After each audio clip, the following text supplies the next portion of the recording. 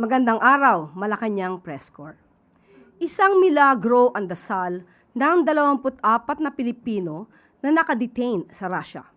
Isang hiling ng Pangulo, hindi para sa sarili, kundi para sa mga kababayan.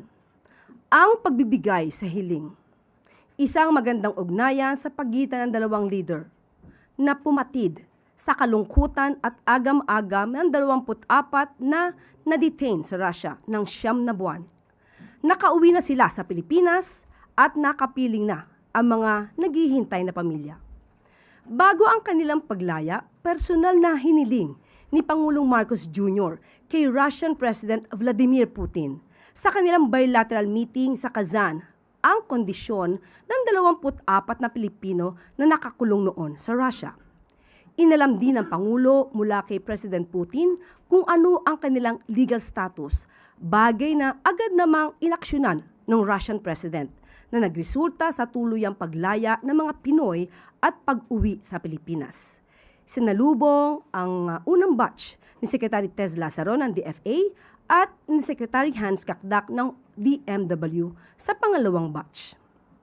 Ang pagpapauwi sa 24 na Pilipino ay isa lamang sa mga matagumpay na pakikipag-ugnayan ni Pangulong Marcos Jr. sa ibang bansa.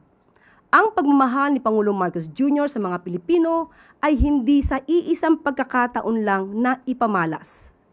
Naging matagumpay din si Pangulong Marcos Jr. noon nang mapauwi sa Pilipinas ang overseas Filipino worker na si Mary Jane Veloso matapos ang 15 taon na pagkakakulong sa Indonesia, na hinayaan ng nakaraang administrasyon na manatili sa death row at maipatupad ang parusang kamatayan.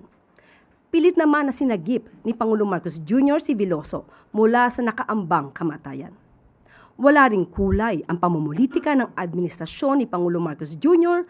na umaksyon sa kaso ng 17 overseas Filipino workers na naaresto sa Qatar matapos na illegal na mag-rally bilang suporta kay dating Pangulong Duterte noong March 2025. Dahil sa pakikipag-ugnayan sa mga leader ng Qatar, sinagip din sila sa mga kasong kakaharapin sana nila. Para kay Pangulong Marcos Jr., palaging una ang kapakanan ng mga Pilipino sa loob man ng bansa o sa ibayong dagat, kahit pa ano ang iyong kulay. Hanggat may Pilipino, may Pangulong Marcos Jr. na aagapay sa inyo.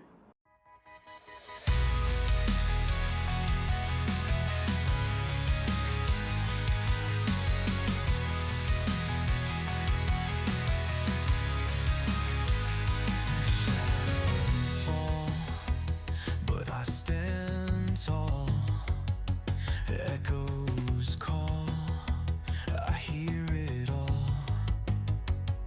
Chains can't